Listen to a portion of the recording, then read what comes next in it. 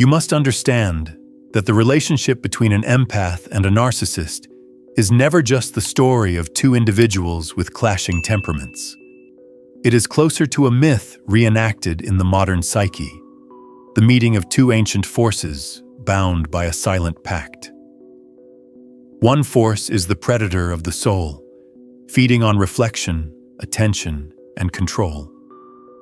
The other is the healer of wounds, whose very sensitivity makes them the most valuable mirror.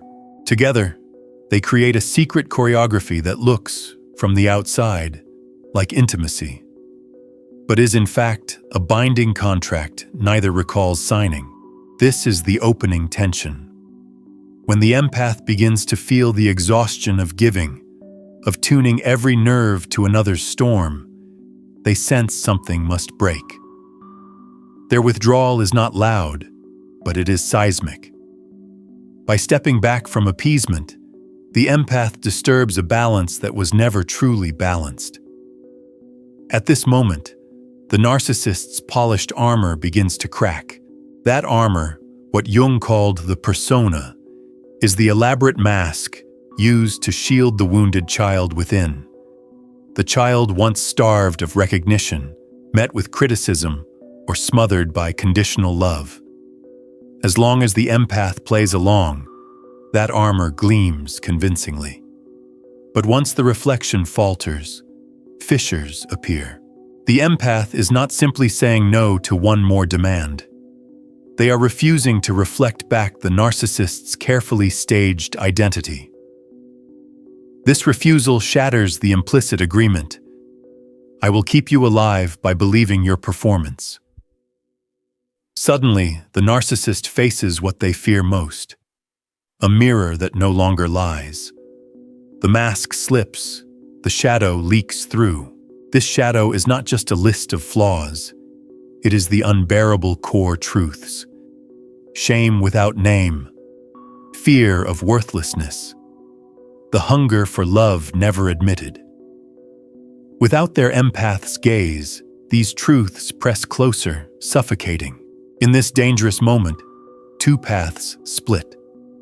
The narcissist may lash out, retreat, or reinvent, desperate to pull the empath back into the cycle. They may cloak themselves in rage, guilt trips, or promises of change. But beneath all tactics, the deeper reality is the same. The supply is gone, and without it, the false self trembles. For the empath, witnessing this is frightening. The narcissist can become volatile, using psychic violence to restore the old stage. Yet, paradoxically, here too lies the rare potential. If the narcissist could bear to face the shadow rather than fling it outward, an alchemy might begin. Still, the empath cannot anchor their hope there. Their task is not to guarantee transformation in the other, but to survive the tremors of their own withdrawal. It feels like turning your back on the sun. The light you once reflected no longer returns, and the sun panics, thinking it has gone out. Myth whispers that this is when the false king reveals himself as tyrant, or collapses into madness. The actor without audience stands alone on an empty stage. The silence, louder than any applause, exposes the truth. The mask was never the self. This is where we must pause and acknowledge the double edge. The narcissist's panic is dangerous, but the empath's withdrawal is sacred. It is not punishment, not revenge. It is survival, and more. It is initiation. To step back from the dance is to step toward the unknown, where your own reflection begins to return. At first, this feels unbearable, as though you've abandoned someone in their hour of need. But in truth, you are ending a play that was never yours to perform. For you, the empath, the next stage is not about saving them. It is about hearing yourself again. And for them, stripped of their mirror, the descent has already begun, whether they admit it or not. The fortress is cracking. The dance is faltering. The moon has turned away from the sun, and a silence falls across the stage. Before we move forward, let me invite you, if you're watching this now, type in the comments where in the world and at what hour you are listening. It reminds us all that these stories of psyche and shadow connect us across continents and time zones. And don't forget, subscribe and turn on notifications so you never miss another journey into the depths with Carl Jung stories unveiled. With that, we leave this first tremor. The pact revealed, the mask cracking, the danger rising. Next, we will descend into the dreams, the projections, and the empty stage where illusions collapse before the eyes of both empath and narcissist. Once the first crack appears in the narcissist's mask, the psychic landscape changes. What was once seamless performance becomes jagged, as though the stage lights suddenly flicker. The empath senses the shift in the air. The dance has lost rhythm. The narcissist, stripped of the empath's reflection, finds themselves before a mirror that no longer flatters. It is here that shadows begin to leak into daylight. The shadow, as Jung defined it, is not simply the darker traits we dislike. It is the repository of all that we cannot yet face: our hidden shame, our unmet hunger, our fears of unworthiness. For the narcissist, this shadow is immense. As long as the empath was reflecting back a polished image, the shadow could be pushed away. But when the mirror stops cooperating, the shadow edges forward. And in that forward press, psychic violence often erupts. Rage, guilt, withdrawal, and manipulation are all attempts to force the old story back into place. Yet dreams betray the truth long before waking life admits it. The empath might dream of locking a heavy door, hearing desperate pounding from the other side. Or they might see themselves leaving a grand banquet hall, the food growing cold as the candles sputter. These dreams reflect what is happening in the unconscious. The empath is walking away from the feast that never nourished them. Meanwhile, if narcissists dare to reveal their dreams, themes of humiliation and exposure dominate.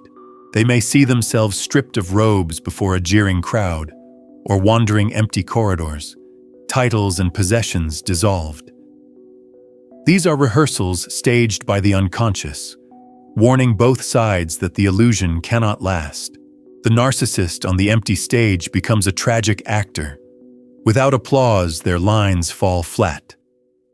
Without reflection, their image collapses.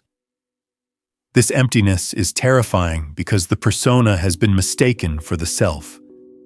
When that mask disintegrates, what remains is not glory, but raw terror. The abandoned child, the core wound. Most narcissists cannot bear this sight. They scramble to fill the void with new admirers, louder boasts, or sudden reinventions. But these attempts are mirages. They shine brightly for the outer world, yet fail to touch the inner desert. The empath, meanwhile, feels the phantom pull of complicity. Part of them wants to resume the role, to ease the tension. For years, perhaps decades, they rehearsed harmony through self-erasure. To withhold now feels cruel, even dangerous. But this discomfort is itself the sign of growth. In choosing not to play along, the empath has withdrawn not only energy, but complicity. That tremor reverberates through the narcissist's entire psychic architecture. It is important to see how fragile this architecture truly is. Narcissists build fortresses of identity. The charming seducer, the misunderstood genius, the perpetual victim in need of rescue. Each role is a mask, and each mask is held in place by the audience who believes it. When the empath walks away, the most important believer is gone. The fortress does not explode in flames. It crumbles stone by stone, exposing the night air of the psyche. In archetypal terms, This is the descent into the underworld. The narcissist becomes like the false king in myth, stripped of crown and garments, left wandering among monsters that had been hidden beneath the palace. For the empath, watching this collapse is both horrifying and liberating. Horrifying because the narcissist may become unpredictable, lashing out in desperation. Liberating because the empath begins to see the hidden mechanics. The performance was never love. The mask was never self. The stage was never home. In that realization, something subtle but powerful stirs. The empath starts to recognize their own face, not as reflection, but as presence. Yet the narrative is not tidy. Even as the empath steps back, they may feel haunted. In quiet hours, echoes of the narcissist's voice linger. The part of the psyche trained to anticipate moods still listens for storms. This is residue from archetypal possession. When one figure dominates awareness, shaping identity around their needs, dreams continue to echo this haunting. The empath may wander empty rooms, discovering hidden doors, or find an old garment once laid aside. These images reveal the return of the forgotten self, the reclaiming of garments of identity once abandoned in service of another. The empty stage, then, is not only a scene of narcissistic collapse, but a threshold. For the narcissist, it is the terror of facing themselves without reflection. For the empath, it is the first glimpse of sovereignty, the recognition that life need not be lived as someone else's mirror. Both are tested in this silence. One collapses without audience. The other begins to breathe without performance. In this silence, we see the stark divergence of paths. The narcissist often doubles down on control, hunting for new mirrors. The empath, though tempted to return, begins the slow work of remaining absent. It is here, in the stillness after rupture, that individuation begins to whisper. Not as grand revelation, but as a steady voice. You are not their stage. You are your own ground. This is the paradox. What feels like betrayal to the narcissist is liberation for the empath. The more the narcissist rages at abandonment, the more the empath realizes they were never truly seen. And what feels like silence to the empath is actually the first sound of their own soul. As we close this section, hold this image. The stage is empty. The mask is cracked. The dream is shifting. The narcissist faces their shadow unwillingly. The empath feels haunted but freer. In this charged stillness, the archetype of the play collapses. The question now becomes, if the narcissist cannot hold the mask, who will they become? And if the empath will no longer play along, who will they be instead? These parallel questions open the next act of our journey. When the first stage of silence settles and the narcissist realizes their reflection has been withdrawn, the psyche begins to search for substitutes.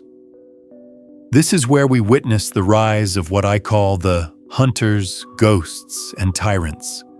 Each is an archetypal mask that appears when the original mirror is gone, and each reveals the desperation of a persona unraveling. The hunters are easy to spot. They scour the landscape for another empath, someone whose natural sensitivity can be harnessed. The hunt is urgent, almost frantic, because the narcissist feels as if they have been deprived of air. Supply to them is oxygen. The hunter may suddenly shower attention on a new partner, pursue status symbols, or shift into environments where admiration is abundant. But beneath this pursuit is terror. Their drive is not about connection, it is about survival through reflection. Then there are the ghosts. These narcissists retreat into isolation and fantasy. They vanish into the world of digital images, of imagined victories, or a bubble of self-sufficiency. They present as aloof, even serene, but the truth is far more hollow. The ghost is the persona collapsing inward, curling around the void. Unlike the hunter, they are not seen raging outwardly. Instead, they dissolve, and in that dissolution, they become untouchable, but also profoundly lost. And finally, the tyrants. These are the narcissists who attempt to force the mirror back into place through intimidation, guilt, or manipulation. Their demand is simple: keep reflecting me, or else. Tyrants wield fear as leverage. They may accuse the empath of betrayal, rewrite history to paint themselves as victim, or escalate threats in an effort to restore control. In myth, this is the wounded king raging at subjects who no longer kneel, or the sorcerer whose spells weaken once the apprentice departs. Each of these archetypes, hunter, ghost, tyrant, is fueled by the same wound: the terror of facing a self that has never been built from within. And yet, for the empath, recognizing these shapes is liberating. Once you can name the pattern, you no longer mistake it for love. You see the compulsive hunt for supply, the retreat into fantasy, or the demand for control as evidence of collapse, not connection. This is also the empath's threshold. When you refuse to rejoin the old dance, you are not simply walking away. You are stepping across an archetypal border. For years, you may have believed your role was healer, redeemer, mirror. Now you begin to see that stepping out is not cruelty. It is initiation. Like the heroes of myth who leave their companions at the edge of the dark forest, you too walk forward alone. And often, you realize some of those companions were never true allies, but enchantments meant to keep you from your own power. Yet this threshold is not easy. The narcissist will attempt to draw you back with projection. They may accuse you of selfishness, cruelty, or abandonment, weaving elaborate stories in which you are cast as villain. These accusations sting because they touch the empath's deepest wound: the fear of being unloving. But here, discernment becomes the ally. You begin to see that these accusations are not reflections of your truth, but projections of their shadow. Rarely, there is another path. A narcissist, brought to the brink, may confront their shadow. They may kneel before the abandoned child within and endure the collapse of the false self. This is rare because it requires facing the one thing they most fear: the possibility that their worth cannot be propped up by others. For the empath, it is crucial to understand: whether this rare transformation happens is not yours to ensure. Your withdrawal is not punishment. It is an offering of truth. By refusing to play along, you give the narcissist the only real chance they may ever have to meet themselves. For you, this is the beginning of individuation. You discover the quiet strength of refusal, the power of saying no, not out of vengeance but out of self-preservation. It feels like a reversal. The narcissist who once seemed powerful begins to unravel, while the empath who once felt powerless discovers their sovereignty. This is not a sovereignty of domination, but of self-possession. Still, the path ahead is trial-filled. Tyrants may cloak themselves in remorse, speaking words that sound like transformation. Hunters may reappear at your door with promises of renewal. Ghosts may haunt you in dreams, their absence felt as a strange pull. Here again, discernment is essential. Real transformation is never rapid, never a costume. It is slow, painful, and marked by an increasing willingness to feel what has been avoided. Without that willingness, words of change are only echoes on an empty stage. The empath's task, then, is to keep walking. The threshold is not crossed in a single stride. but in repeated refusals to return to the illusion. Each step forward is an act of initiation, a reminder that the play is over, the stage is empty, and your soul is calling you elsewhere. As we leave this section, hold this paradox close. The narcissist becomes hunter, ghost, or tyrant, but you, by refusing to mirror, begin to become sovereign. This is the pivot.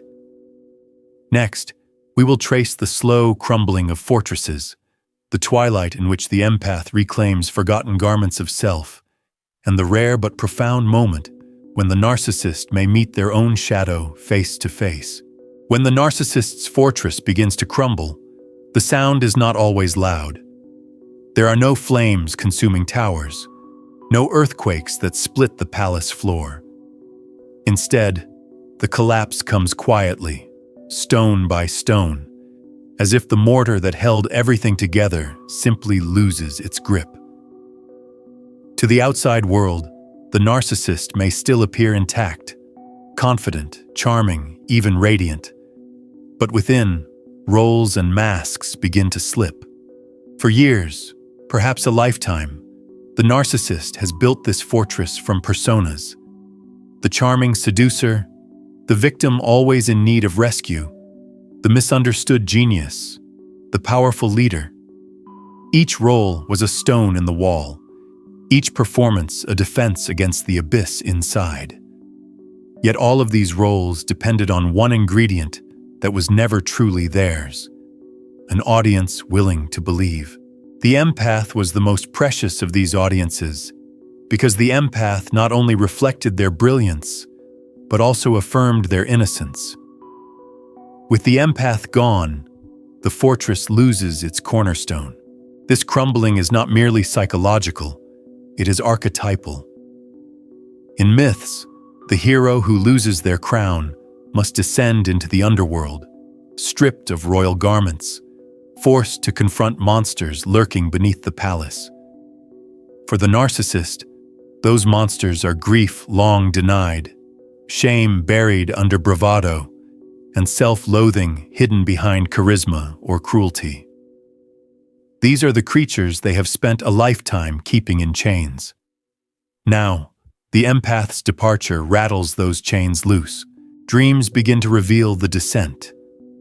Where once the narcissist dreamt of victory and admiration, now they wander through endless corridors that lead nowhere, or gaze into mirrors that reflect nothing back. Voices call from the dark, unrecognized yet familiar. The unconscious, as Jung reminded us, is not cruel but insistent. It demands wholeness, even when the conscious ego demands control. For the empath, this is the twilight of reclamation. Having stepped away from the fortress, you begin to feel your own image return. At first, it is disorienting. The phantom pull of their needs lingers. The echo of their moods still vibrates in your body. But gradually, a new pattern emerges. You find yourself dreaming of open rooms, of hidden doors now unlocked, of garments that once were yours. These are not just dreams of escape. They are symbols of the self returning, the soul reclaiming what was once surrendered. Individuation begins here, not in grand revelations, but in subtle shifts.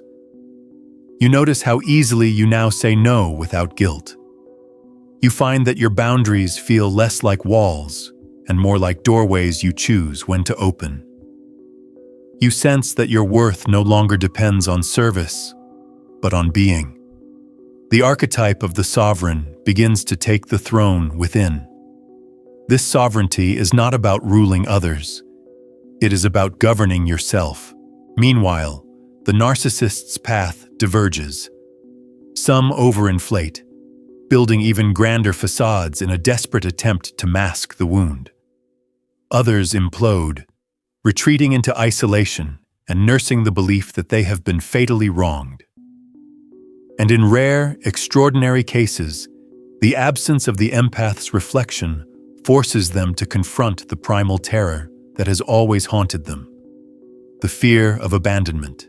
If they can bear to stand in that fire without extinguishing it, the false self may crack enough for the real self to emerge. This emergence, however, is raw. It is not glorious, not triumphant. It is trembling and profoundly human, the face they have hidden even from themselves. To reach this point, the narcissist must endure what feels like the death of the persona, the collapse of every mask. They grieve not just relationships lost, but the loss of identities that once defined them. And in that grief, there is a small opening, the chance to meet the abandoned child within. But remember, this is their work, not yours. Your withdrawal is not a punishment, nor a rescue mission. It is the only act that honors both souls. By refusing to mirror, you offer them the possibility of truth. Whether they accept it is not in your control. In letting go, you too encounter your own shadow, the part of you that believed love must always be earned, that peace required pleasing others. To release them is also to release yourself from that ancient wound. This dual process, fortress crumbling, self-returning, is why the rupture feels so archetypal. For the narcissist, it is the wasteland, the descent into the underworld. For the empath, it is twilight, the liminal space before dawn. Both face silence, but one flees from it while the other learns to listen. Hold this paradox. The narcissist may continue the cycle, hunting new mirrors, or they may descend toward integration. You, the empath, step steadily into sovereignty, reclaiming what was lost. The silence that once felt unbearable becomes fertile, and as you turn inward, you realize something remarkable. The dance was never about saving them. It was always about meeting yourself. As we close this section, remember, fortresses crumble, but the self endures. The twilight you walk through is not emptiness, but a prelude to dawn. Next, we will widen our gaze to the collective field, seeing how these archetypal roles echo across myths, how the empath's individuation becomes liberation, and how freedom finally takes form as a rite of passage. There comes a moment after the collapse, when the story no longer feels like a private drama between two individuals. What unfolded between empath and narcissist is revealed as something larger, an echo of archetypes that have shaped human souls for centuries. To understand this moment, we must widen the frame. The empath and the narcissist are not random opposites. They are distorted reflections of the same archetype, the lover. In the empath, the lover archetype turns outward, pouring life force into others, seeking communion by giving endlessly. In the narcissist, the lover collapses inward, distorted into self-adoration, a desperate attempt to replace the love never received. Together they form a closed loop. One gives, one takes, both avoiding the more frightening task. To turn the gaze inward, not in obsession, but in reunion with the true self. When the empath withdraws, that loop breaks. The energy circuit collapses. For the narcissist, it feels like starvation. For the empath, it feels like silence. Starvation drives the narcissist outward, scouring for replacements, chasing control. Silence drives the empath inward, toward forgotten landscapes of the soul. One runs from the inner world, the other steps, though trembling, into it. This divergence is profound. It marks the beginning of individuation, the process by which each soul is invited to become whole. For the empath, individuation often begins immediately. Freed from daily erosion, the psyche stretches like a body released from a tight corset. Dreams change, forests with hidden paths, seas without end, skies wide enough to breathe in. These are not symbols of escape, but of expansion. Your sensitivity, once hijacked to serve another, becomes a refined instrument for hearing the voice of your own soul. Saying no becomes natural. Boundaries grow roots. The sovereign archetype takes the throne, not to dominate others, but to govern yourself with clarity and compassion. For the narcissist, the journey is longer, harder. Without a devoted mirror, they may begin to notice repetitions, relationships that end in the same way, patterns that sting with familiar wounds. If they are capable of reflection, these cracks in denial can open the first doorway to growth. But often, it takes years, even decades. True transformation for the narcissist is harrowing. The slow death of false selves, the grieving of masks, the terrifying encounter with the wounded inner child. To love what has been despised in oneself is the rarest act, and few endure it. This is why the empath's freedom must never be tied to the narcissist's awakening. Your liberation does not depend on their healing. It depends on your willingness to walk forward, even when the old tide tugs you back. Freedom is not a single escape. It is the daily act of refusing to re-enter the dream you have outgrown. Each time you decline to play along, you reinforce the rhythm of your own life. Eventually, the figure of the narcissist shifts in memory. They no longer appear only as the one who drained you, nor as the tragic figure you failed to save. They become a teacher of your deepest wound, the one who revealed the invisible thread binding your worth to another's satisfaction. Integration means weaving that energy back into your own being. The wound becomes not just a site of pain, but of wisdom. This is the rite of passage. You entered the relationship as one self and left as another. You were initiated through fire, not by choice, but by necessity. The fire was the friction of two psyches locked in archetypal combat. The part of you that longed to heal, the part of them that longed to possess. When the fire burned away illusions, what remained was the core of you, stripped but alive. And so, who does the narcissist become when the empath stops playing along? Some become more desperate shadows of themselves. Some retreat into isolation. A few begin the difficult descent toward truth. But perhaps the deeper question is, who do you become when you stop playing along? For in the end, the work of the soul is not to reform another's mask, but to remove your own and stand in the clear, unreflected light. This ending is not silence alone. It is the beginning of a new music. The narcissist may continue chasing mirrors, but you have learned to move to a rhythm that was never theirs to set. That is the essence of individuation, to live from your own center outward. And in that realization comes the final blessing. The freedom you carry now cannot be stolen. It does not depend on whether they change or return. It does not hinge on their recognition. It is yours, sovereign and unshakable. The rhythm of a life reclaimed. There is a stillness that arrives after storms, when the air is heavy with renewal and the earth carries the scent of rain. This is the atmosphere after you walk away.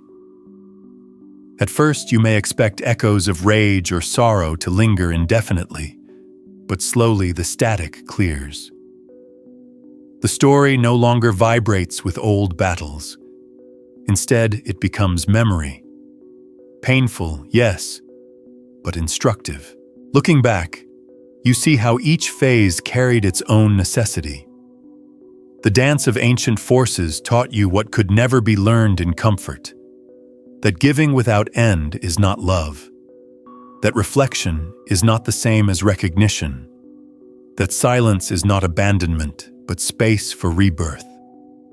By enduring the cycle and then breaking it, you stepped into the universal drama of shadow and self. The narcissist's fate, in truth, is theirs to write. They may continue the cycle, endlessly seeking new mirrors, never daring to look within. Or perhaps only in quiet hours, they may feel the seed you left behind, a crack in the illusion, the faint memory that the mirror can walk away. Whether that seed grows in their lifetime or not, it exists. In the unconscious, nothing is wasted. But for you, the empath, the future is no longer tethered. The very sensitivity that once kept you bound has become your compass. What once felt like curse now feels like lantern light. You can sense the subtle pull of others' needs, but you are no longer enslaved by it. You choose when to give and when to keep your energy sacred. Boundaries, once heavy with guilt, now feel like altars, spaces where your soul can rest. This is the inversion of power. What once appeared as your weakness, your empathy, has become the source of your sovereignty. What once appeared as their strength, their control, has revealed itself as fragility. The archetypal spell has broken. The audience has left the theater. The actor, once so convincing, stands alone in the half-light. But you have stepped beyond the stage entirely, into the open horizon of your own life. Remember this: freedom is not measured by whether the other changes. It is measured by how fully you inhabit yourself. Each day you refuse to replay the old script. You write a new one. Each time you listen to your own voice above the echoes of another's need, you weave a stronger fabric of selfhood. So when asked again, who does the narcissist become when the empath stops playing along? The truer answer might be, it no longer matters. For the question that shapes your path now is different. It is not about them, but about you. Who are you becoming now that you are no longer a reflection but a presence? Listen closely. The answer is already unfolding in your steps, your choices, your breath. It is the rhythm of your soul, steady and sovereign. And that rhythm is the one song no mask, no illusion, no tyrant can ever take from you.